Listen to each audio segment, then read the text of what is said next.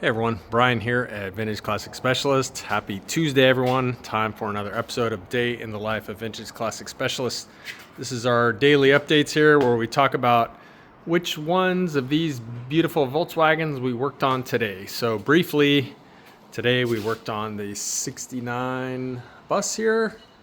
Did a little bit on orangey here, 65 Beetle, and a bit on the white 66 here. So why don't we get started and talk about it in some detail here. So let's start with this guy. So as you can see here, the rear hatch is now on. So that's kind of a big deal. So that happened today, and very happy with how all the lines are looking. So this one, if you guys remember, when this car came in, the rear hatch was pretty much like tacoed. I think what happened was somebody had the rear hatch open, and you know, when they're open, they kind of, I don't know, go up something like this. And I think somebody tried to like back into a garage or something with it open, and it pretty much like tacoed it. And not only did it destroy the hatch, but it also did a lot of damage to the hinges. In fact, the hinges were so severely bent.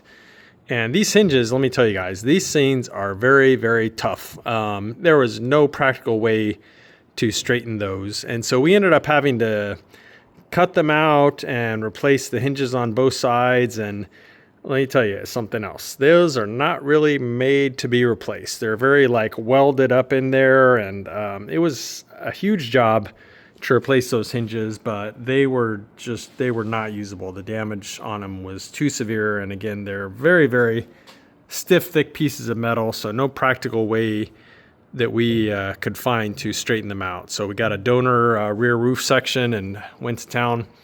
Anyway, and then we found a clean hatch for it, and Rene worked all his magic, and there you go. There's the result. Looking pretty amazing considering where it started. So that's kind of a big deal. The thing is looking more and more like a bus every day here. If you watched the episode yesterday, you know that the front doors went on then. A bunch of other details happening here today. One of which is the reflectors, which are kind of cool. They look good when they're all nice and new. So orange up front and red in back there. The gas filler neck went in. Bunch of details on the interior, so you can see the coat hooks, which are those round jobbies there. Things have like 6 coat hooks in them, literally. I don't know why Volkswagen thinks people need to hang that many coats, or what the thought process behind that was, but there are so many coat hooks in these things, it's almost comical. And then just a single pull strap. So you only need 1 pull strap apparently, but you need 6 coat hooks. Go figure, Volkswagen. Anyway, so those things all went in. Lots of little details. The interior dome lights went in, so you can see one there and one there. And some more little details here. Rafa went and cleaned up the VIN tag there and went ahead and riveted it in place. And then I think the other tag that goes over there, covered up in tape. I'm pretty sure he finished that one. I'm not sure what's going on there, but I know he at least worked on both of them. Let me see here. I think some little things, little stoppers on the gas for the gas filler door here.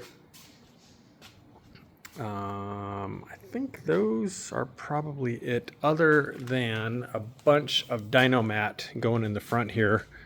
So let me pop open this door. Yeah, so lots of dyno mat all in the inner doors here. And then some up here on the nose, you can see. And I think he did some even on kind of the ribs here. So where the ribs stick in here, he put them in there just to kind of help deaden this panel here, this bench.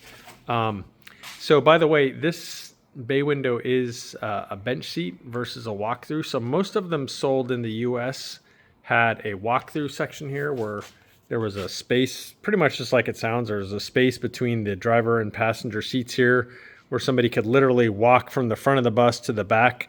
But if you're a longtime follower and you remember the story of this bus was purchased by the family in Europe, an American family in Europe on vacation there. They had intended to drive the bus around in Europe for a while and then unload it, but they loved it, and so they kept it and they shipped it back to the United States, and they kept it, and I believe the dad daily drove it for like 30 years, which is really awesome. And now it's in our shop for restoration, so very cool.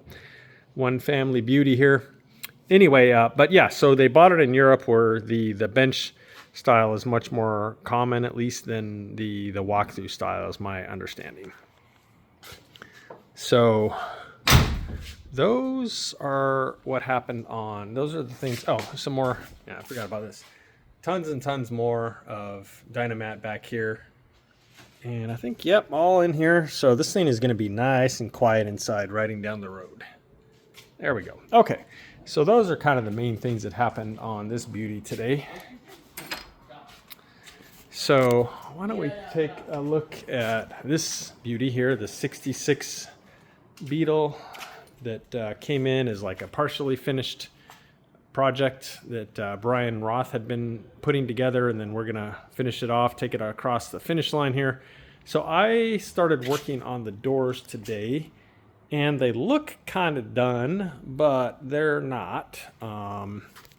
So there's no windows in them yet, and the inner scrapers are not in, and for that matter the felt channels are not in. So I spent an unexpectedly, is that a word? Unexpectedly? I think that's a word. Large amount of time today wrestling with the window regulators, particularly this one, the passenger side. It was kind of bent all up in a lot of unfortunate ways, and it didn't fit at all, and it was stuck, and it was a huge mess. And so I spent quite a bit of time trying to massage it back into shape and get it freed up and to working relatively freely and stuff like that. I greased it. I don't know if the owner had cleaned it and painted it, and it seemed like it had been degreased. I don't know if he had somebody hot tank it or what, but it was very dry, and usually they are kind of pretty greasy on the inside. But whatever the case, it was bone dry and it was pretty mutilated. So none of the holes would really line up at all. And so luckily the driver's side one was in much better shape, and the holes, so there's mounting holes like there and down there, and then a couple where the actual winder go, and then another one over here. Luckily those all lined up pretty good, and overall it was in pretty good shape, the driver's side one. So after I checked that, I pulled it back out and I used it as kind of a template to get these various bends that it's supposed to have in it kind of in shape. And then this one had a bunch of bends in places that it shouldn't have bends. Again, it was very misshapen. So I kind of used the driver's side one as a template to straighten this one out. Anyway, kind of a long explanation here, but yeah, I did not really expect to have to spend so much time on the regulators, so that's why I didn't really get as far today as I would have hoped on this, but it was totally necessary. And the driver's side one also was bone dry and took quite a bit of greasing and then winding it up, winding it down, back and forth, greasing again. You just kind of repeat it, and eventually they'll kind of loosen up, but it took a while. But they work okay now. They're a little bit loud, but they seem to work okay, and the amount of force doesn't seem too bad. I don't know. We'll see. They do make new ones available for these, but I don't really trust them in the way that I do original ones, so we're going to try our hardest to use these. Anyway, but I did get those sorted out, got them in, and then the next step that you do is the outer scraper, which is of course the one that has the aluminum trim on it. Super pretty, goes from about here all the way around, up, over, and stops about right here. So you put that in next, and then next goes in the vent window assembly, which we also put together today. That's actually pretty time consuming to put those together. We had to press the glass into the frame here, and then there's a seal that goes on the outer frame. it's pretty time consuming to put these together from pretty much from scratch. And I had to, some more rivets broke on it, so I had to replace those on one of them. And so yeah, just lots of kind of unexpected things sucking up time. But that is sort of the nature of restoration work, is oftentimes things that you think are going to take an hour end up taking twice that long, or maybe longer, because things are broken, things are bent. Aftermarket parts sometimes kind of suck, but they're all that's available. Anyway, that's restoration life for you. I should make that a hashtag if it's not already. Restoration life, or car restoration life, hashtag. There we go. So I worked on that until I was really tired of fidgeting with windows, because again, everything was taking longer than it should have. So kind of at the end of the day, I turned my attention to this beauty here, this beautiful orange 65 Beetle. It's been in the shop before. Probably haven't seen the last of it. Hopefully, the owner's super cool. And the last thing that I needed to do on this one was he asked that I install seat belts in the back. You can't see them now because there's a car cover on the seat, but you'll have to take my word for it. It does have seat belts in the back now. So install those and let him know. So maybe, I don't know what his schedule is like. We haven't coordinated yet, but this car might be gone tomorrow by the time you guys see the next episode of Day in the Life. Not sure. So take a good look at it here. I don't remember. I'm going to have to go back and look through the sort of archives of my videos and see if I had done like a driving video or a walk around of this. If I haven't, I may go ahead and do one. I feel like I did when the car came in before. So if I did, I won't do another one. If I didn't, I'll do one because it's a really neat car. So I believe the other thing that happened today is Rene continued. We can go out here and look at it. It's kind of in the middle of the process now, so not really a lot to see, but Rene did continue polishing on the sea blue 64 Beetle. So pretty much got the roof is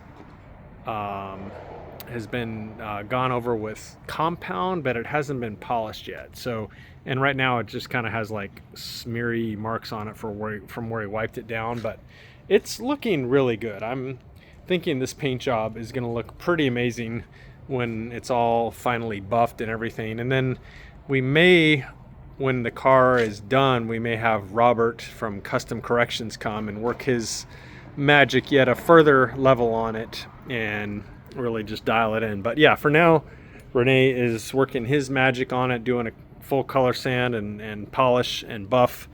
And then again, we're going to fix some areas on the deck lid here. It has some little random holes on it and some little damage areas that you can see there. But yeah, that is in process.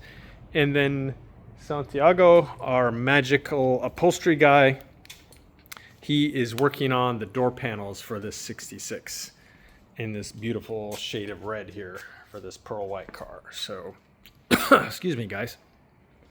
So that is it for today, guys. Thank you all very much for watching. Thank you for all your comments and likes. And there's a kind of semi-new feature on YouTube. It's called Hype.